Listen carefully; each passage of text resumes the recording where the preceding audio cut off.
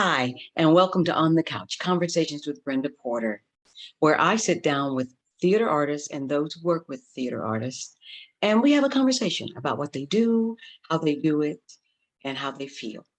Don't forget to like us, comment below, or subscribe. Today's guest is Donna Watts-Nunn. Donna has been an arts administrator for years. And she has worked in theater, she's worked at museums, she's worked in all sorts of areas of the arts. So I am excited about having a conversation about what it is that an arts administrator does and how they do it. So let's begin. Welcome, Anna. Hi, thank you for having me here today. How did you get into arts administration? I stumbled into it, or not stumbled it, or just discovered it because it wasn't really a phrase that was coined at the time when I was in college. So I was in college and was looking for a summer job, and went to through internship program through Georgia State, and got assigned to a small theater company called Atlanta Street Theater. And Atlanta Street Theater was a company that the students were pretty much, not everybody was a theater major, but they were interested in theater. So the show was built, or the company itself was built on doing improvisation. And so everybody, participated in the whole process of creating it. And during the course of that, it became obvious somebody needed to take care of the detail because we were touring. And it seemed like, and I like doing the improv, but it wasn't quite my wheelhouse in terms of some of the actors or the people in the group, so it just became just an easy thing for me to say, do we have everything? Is everybody here? And then I was assigned doing payroll. So the company it was my first company manager job. This kind of became the one that had the aptitude or even the energy or the interest to do it. So I didn't mind. And that was my life. That's how I started doing the arts administration. That was back in, my sophomore year of college. So you started young. I started young and didn't know that had no idea it was going to lead to this. It just happened to be where I was, the comfort space that I was in during that program. And then of course that program, happened another summer and another summer of that. So it became a norm, and my responsibilities grew as a person, taking care of those kinds of details for the company.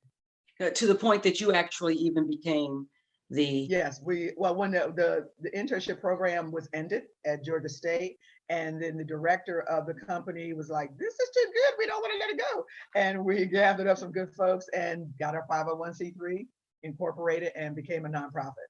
And so from then it was reborn, if you will, and became its own standalone, not 501c3, and lasted for 29 years. We ran that company for that. Oh my gosh, I didn't realize that. So yeah. You also were an administrator at the Alliance for a while. Yes. Mm-hmm. Yes, I've done, let's see, after Atlanta Street Theater, what came first? I guess the Alliance Theater, I went in and worked as the executive artistic administrator for the artistic director, Kenny Leon, who was his last 2 seasons at the Alliance Theater. And then I was there for Susan Booth's first season when she first came on. And I left there after 9/11. Kind of everybody reassessed their lives and kind of left. And I think that's when I went to the AIDS Memorial Quilt. And I was hired there to be an assistant to the director, but she immediately flipped me into her operations manager because she needed somebody to really calm the troops, okay? Because she was dealing with the East Coast, West Coast thing, because the quilt had just moved to Atlanta from San Francisco. And there was a lot of resistance from the West Coast side. They were angry about moving the quilt to Atlanta because it was born and bred in San Francisco. But things were falling apart with that organization at the time, organizationally. And, I guess, and the director here was on the board or whatever. So somehow one had washed another and it moved to Atlanta. But she still had some inner workings going on with some Atlanta people versus California, blah, blah, blah. And I was in Switzerland, if you will. Not to mention I could manage people because I have been doing it with street theater, so it just worked out for her. She's like, I need you to do this, you do that so well, and you can handle this problem. So it was really funny how that job just kind of formed itself. And I also did community work. I don't know if Miss Ada Rentis was her community relations person. So she and I did stuff. So I actually learned some community relations, through that organization as well, which is arts administration. So I just tended to be that person, or my energy let me to those kinds of things, would just dealing with staff. Let's do some problem solving. Let's make sure the operation gets done, and let's stick on deadlines and things of that nature. And everybody could, kind of go along with me and be, okay, you're right, and get it done. So it just kind of has just worked out that way for me. And then so from there, from the quilt, I went to my real estate, went back to my real estate, and did that for years. And I've always done, and then street theater was still going on in its own way, was in its iterations up until, whatever year we finally closed that company. So I've always kept some type of finger in administration. I work with another nonprofit that does health services, that helps people with the Gloria Watts Foundation is a small nonprofit in East Point. About to be 19 years old. I started with them probably 15 years ago. Gloria was my cousin, but when she passed, her husband started this organization in her honor. And essentially we raise money to help people pay their medical bills, because insurance doesn't cover a lot of the treatment, options that you need for that lymphedema, for that disease, that condition. And so he's always, for all the trouble they went through while his wife was sick, he was like, I just got to help people. I know what we went through. So we're still doing that kind of work. So I kind of was their administrative consultant, if you will, and then got hired as their administrator, and still, was helping them get some structure put in place, since he really didn't have structure. And so helped them kind of line those things up. So I still work with them, but not directly as I was before. So I just tend to be, I think I call myself an infrastructure person, because when the market crashed with real estate, I got a job and working for my church. And our church was transitioning from one location and build a new one. Here again, I say, here I am being a transition team, because I was in for the last month of the old building, then moving into a new building, dealing with contract.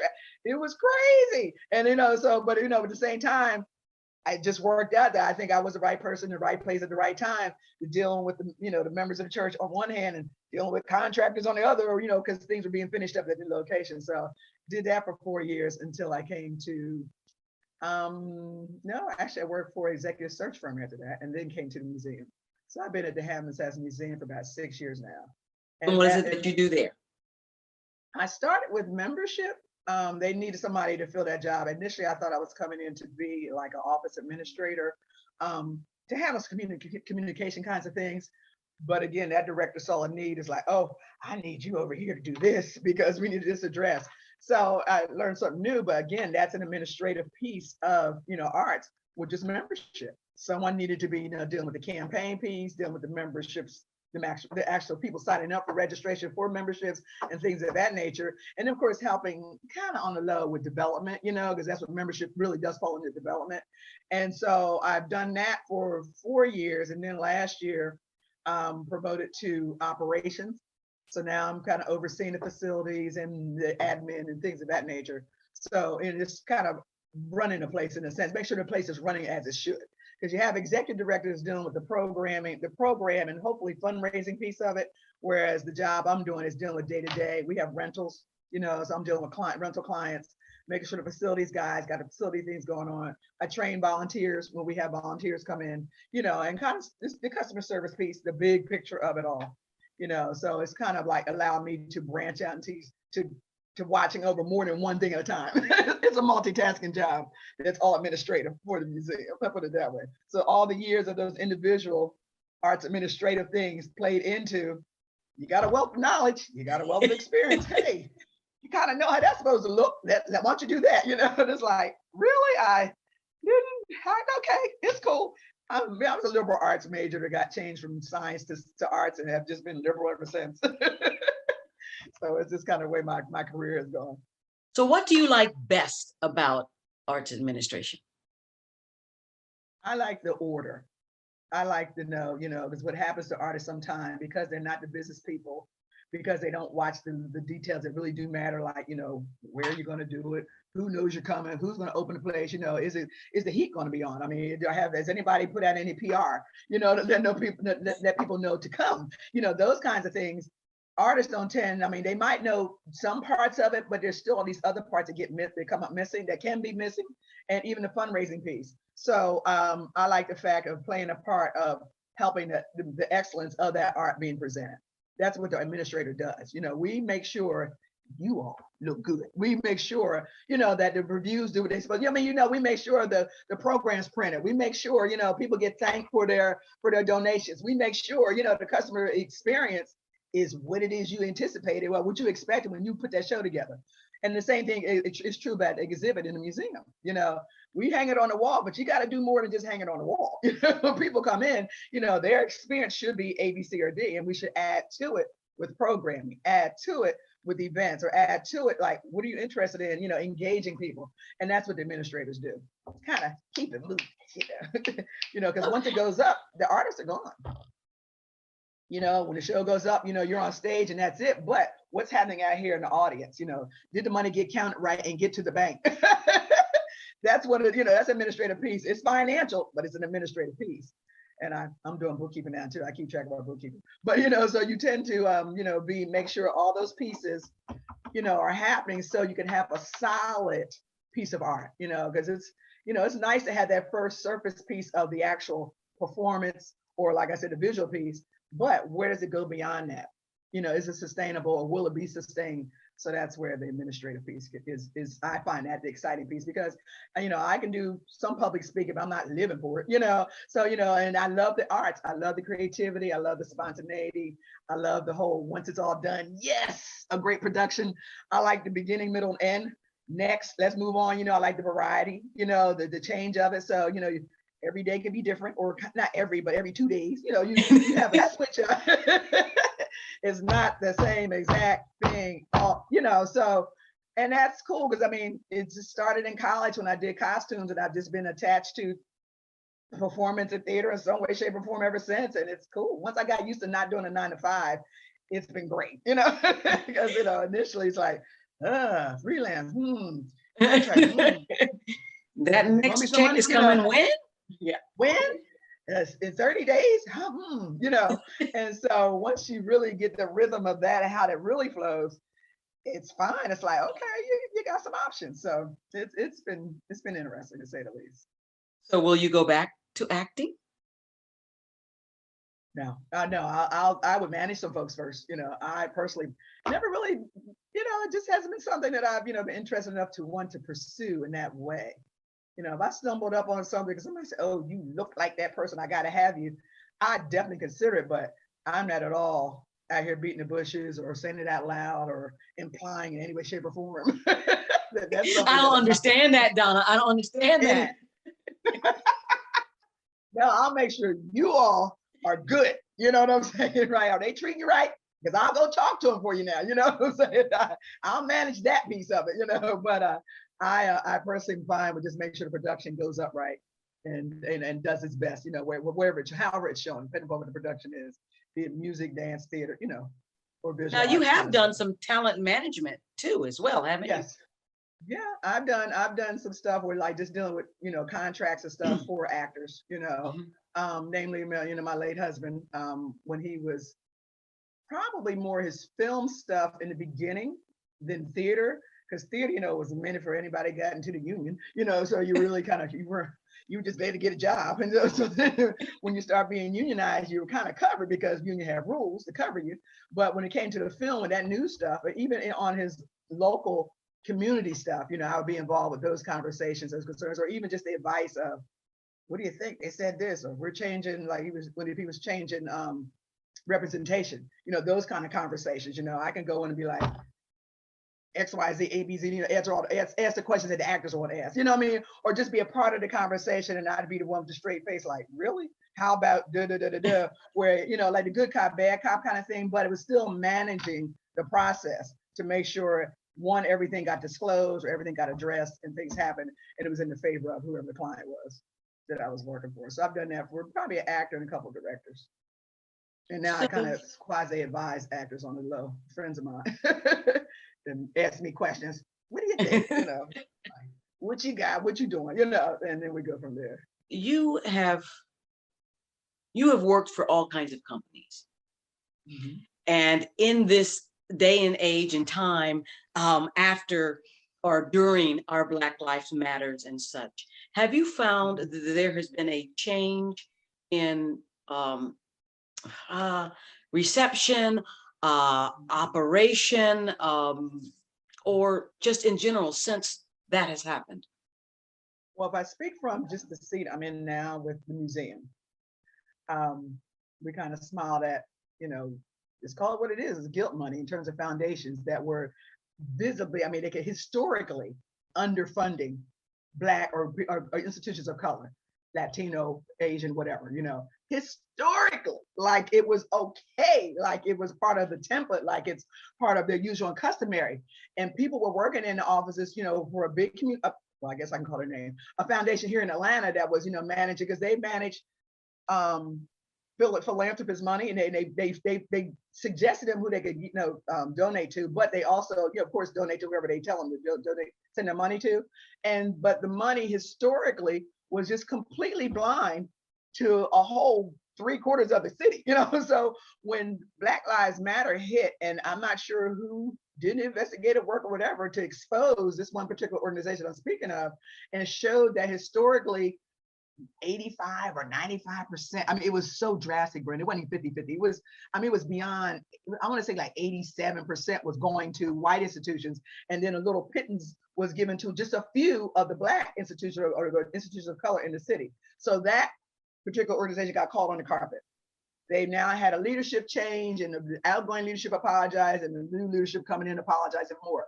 But they had this whole huge deluge where they gave a lot of money to Black institutions in 2020 that would ordinarily, they had a quick turnaround with their application. I don't think it was their standard application, but they gave that money to, I don't know, 100 some odd, institutions of color that had never received money from them before, and gave a large chunk of money, more than usual. I know we got more than we asked for. So that when does that happen? When you submit a grant proposal and you get more than what you asked for. And so that happened. And then since then, they have they created a whole nother cohort, if you will, of in terms of an application for institutions of like smaller budgets. We're not calling them institutions of color, but it pretty much is for institutions of color, because we all have the lower budget. We don't have the $1 million, $500,000 budget. We're under $500,000, 200, whatever.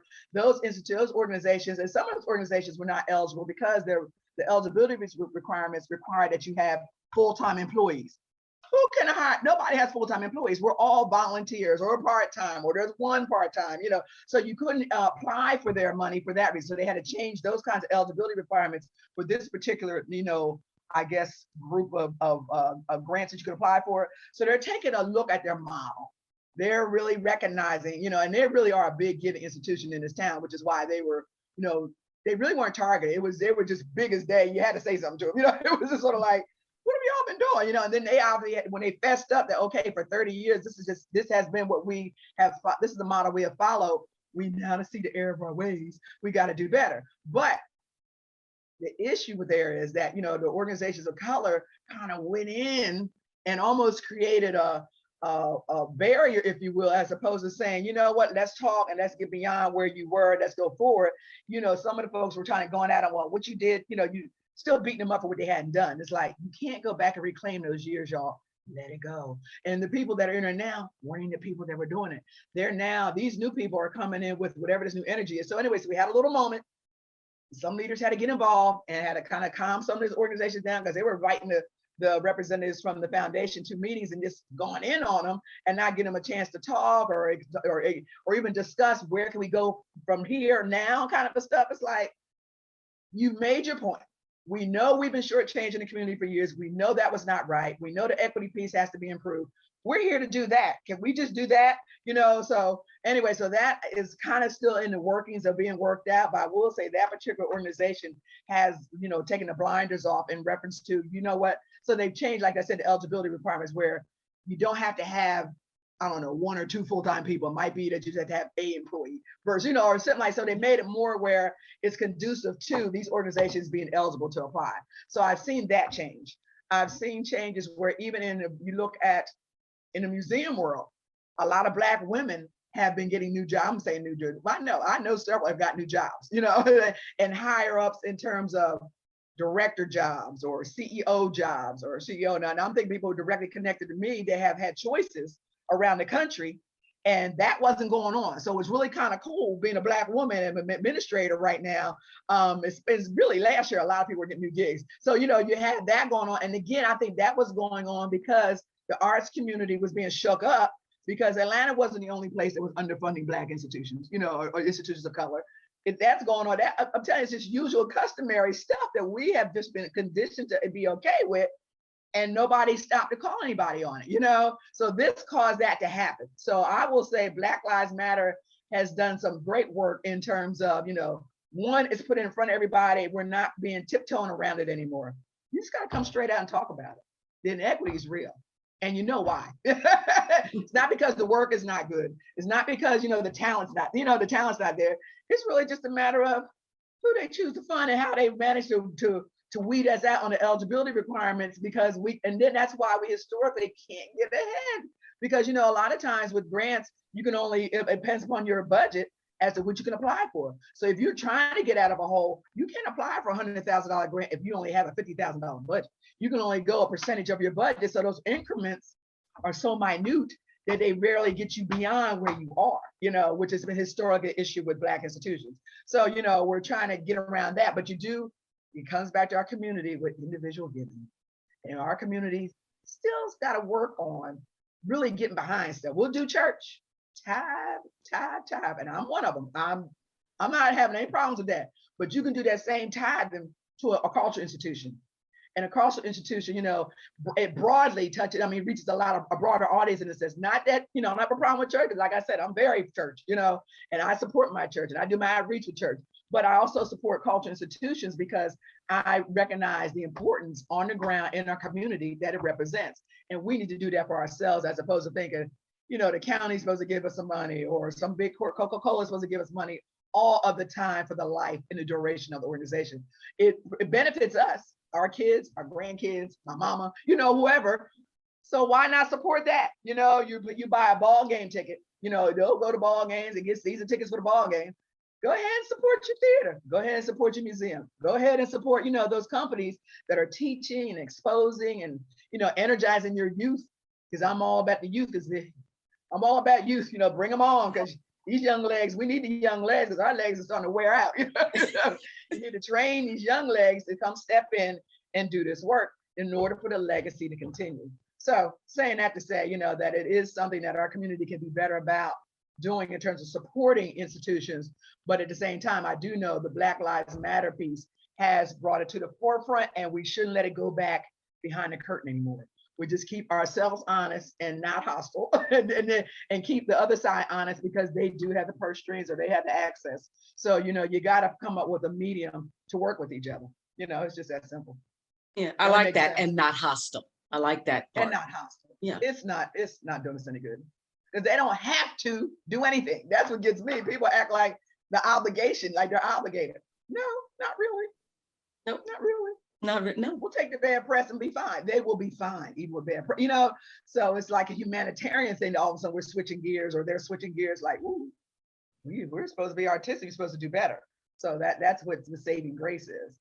But it's definitely no obligation, you know? We're not entitled, you know? So that's why I wish, you know, leaders or certain leaders will understand, calm down, be leaderish, but you don't have to be, you know, like this to somebody about what they're doing with their world, because you know, you want somebody to do it in your world, you know, that kind of Well, thing. there will be some people who say we are entitled, that we need our 40 acres and a mule, that, you know, we're entitled to it. We were told we would have it, and we built this country. Therefore, we are entitled to everything that everybody else is entitled to. Well, see, that's federal funds. I think we can go after the federal government for that. But when you come to these individual contributors that are giving money to a foundation and say, hey, find me a nonprofit to support, it's not their obligation. You know what I'm saying? So it depends on where you're laying that accountability.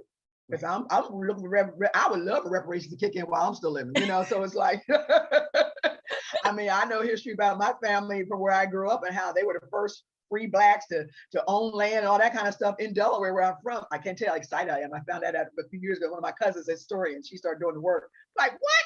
Yeah, your great grandma. Like, so it was fun to find that kind of stuff out. Yes, and they had property and all that kind of stuff that somehow got minimized by the time it got. My grandmother did hold on to it a little bit, but my mom and them, next generation let it go.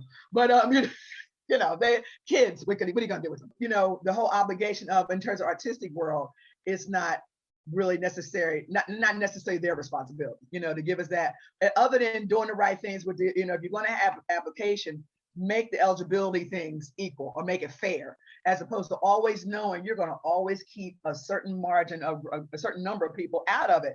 I don't care if you change the language to, we, our, I mean, if you just put some different kind of pronouns in there, it's not going to make a difference if you're going to say they have to have full time, they have to reach a certain dollar level, or, you have to do so many productions or whatever the restrictions have been, that that's going to cause problems for somebody. That's where the wrong needs to be corrected, So yes, there's some wrongs that need to be corrected, but I can't say we're going to all of a sudden get $1 million grants. We're not going to all of a sudden get $100,000, grant awards. Last year we got close to it. We were stunned, but but we didn't get it this year. We definitely didn't qualify. Well, I won't say didn't qualify, but they didn't award as much this year in 21 as they did in 2020. Well, see, that's my concern. I don't want to say concern, but that's my thought, is that their guilt will make them give the first year. The second year, they might not feel quite as guilty, It's like all the theaters in town are doing at least two shows that focus on Black or people of color, right? Okay. I'm wondering, next year, will they do that? Will people that are not people of color start saying, well, our stories aren't being told, you need to tell our stories? Really interesting. Okay. It is very interesting, because I'm thinking about even some of the bigger institutions that have Black people on their boards that are artists, that those kind of people had to stay in those chairs, audible. I mean, they had to be really participate, be engaged, and also, because that's one thing I figured, the accountability piece has to really kick in, in terms of if you have the opportunity to hold them accountable. But it comes from participation. If you're participating and everybody's asking your suggestion, what you think, or they have suggestion boxes, or you can just write in and say, hey, I'm noticing this going on with the season. What are you going to do next season, kind of thing? Let's keep a balance going on. I think that's the way that's going to continue. But even with this organization, I was talking about, they gave a lot of money last year. This year was that was a quick response to COVID. This year is like, okay, we're getting our act together. We're reorganizing. Give us a minute. We're going to get it right. So I'm expecting the new applications, you know what I'm saying, to be properly, or at least more fairly, worded or fair or distributed, where people find out about it before the fact versus at the last minute, things of that nature. And we'll see how it goes going forward. So yes, it's going to be something to watch. It really is. It's going to be very interesting to see, do they stay the course and take it up, or does it slowly go back to business as usual? But that's on us. If we let it go back, it's on us. So we have to be vigilant.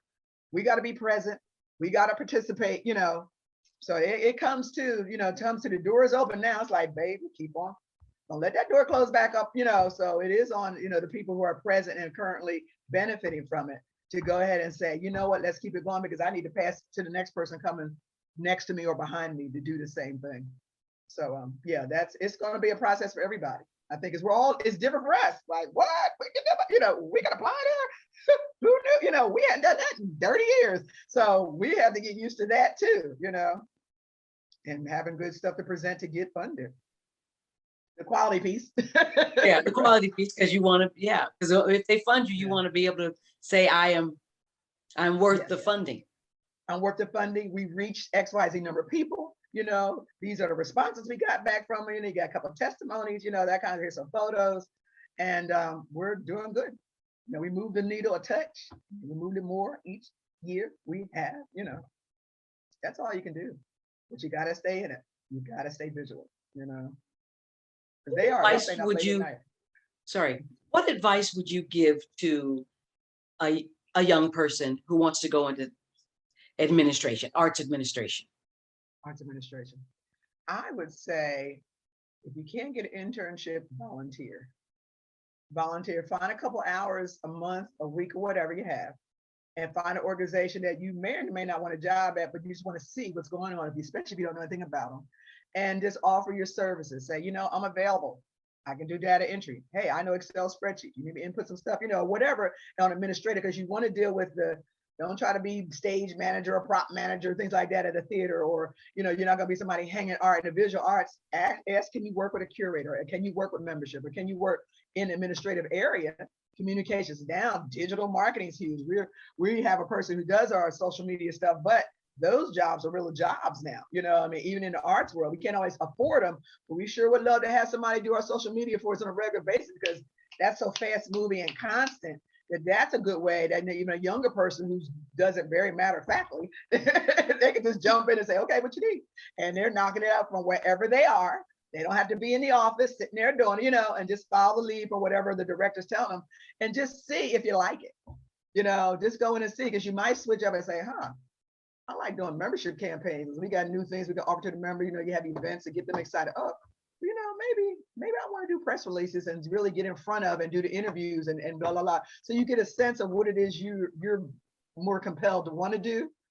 You might be a bookkeeping type. You might be the one who want to schedule things. And you might see the kind of jobs that do those type of, tasks. So, but that's one way to see. And then a lot of times you're good at what you do, you get offered jobs. They're glad to have somebody who comes in with that, the aptitude or energy or interest. And because we'll train you, if you give me the energy and you're consistent, you show up on time or whatever, we can talk. So it's, but volunteering is probably the easiest way to get started.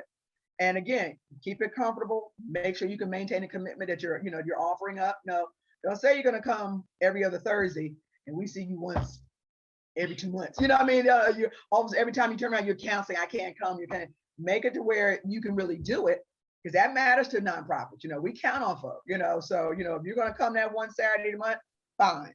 I know you're coming that one Saturday a month, and this is what we're going to get done to be worth your time and mine. So that matters too when you're doing a volunteer piece, but you also get the wealth of the experience that way. Because if you're showing up haphazardly, we'll give you a little something to do this day. You might do, it's not like you're on a project or you're consistently understanding what's going on, the best practices, if you will, in a particular area. If you willy-nilly kind of sort of not, every once in a while we see it. But if you're consistent, you can build an expertise. You can build a skill. You can build, and you'd be like, I might want to do this. Okay. So that's one way to get into it. But then they also now, Brenda, have arts administrative majors. So, we didn't have it as an undergraduate degree. Now you can get degrees in arts administration. So that's an option as well. You can find schools that, as a matter of fact, I was actually looking at a graduate program at Johns Hopkins, but it's not arts administration, but it was museum, I think, administration, and they have another cultural heritage program. They have a couple there, but check out schools that have arts administration degrees.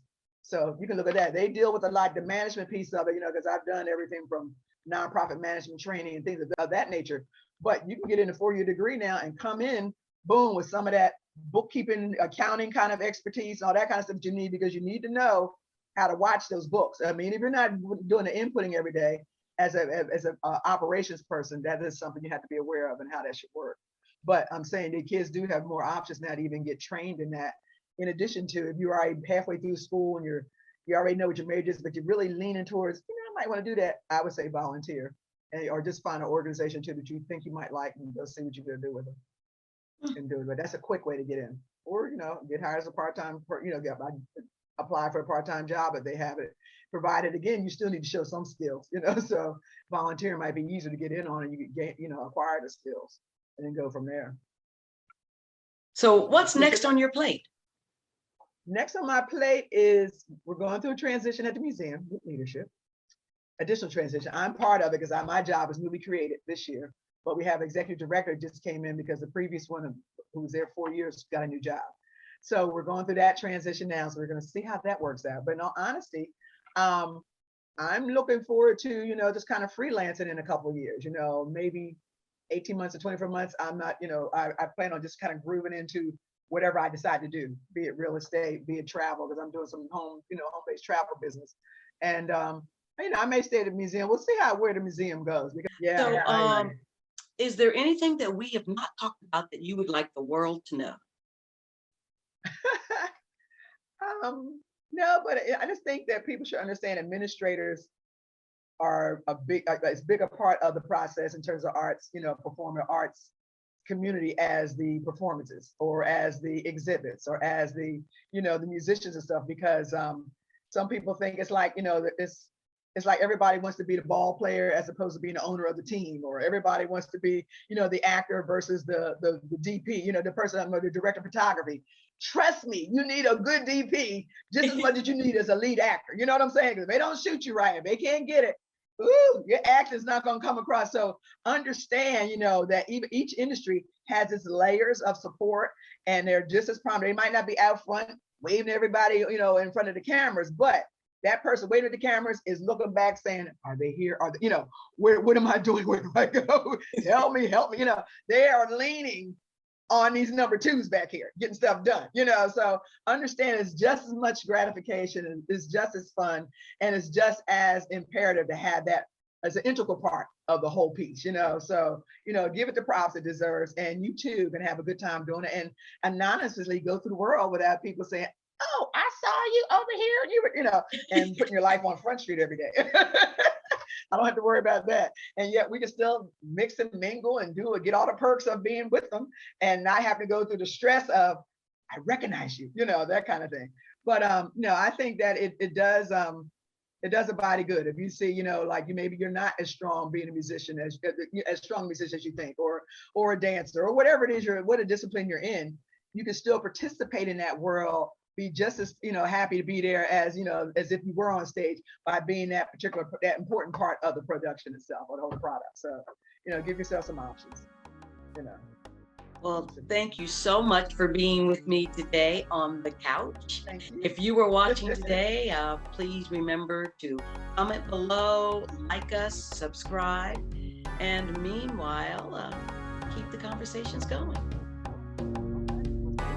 Thank you, Donna. Let's have a heart-to-heart. Let's have a conversation. Let's have a heart-to-heart.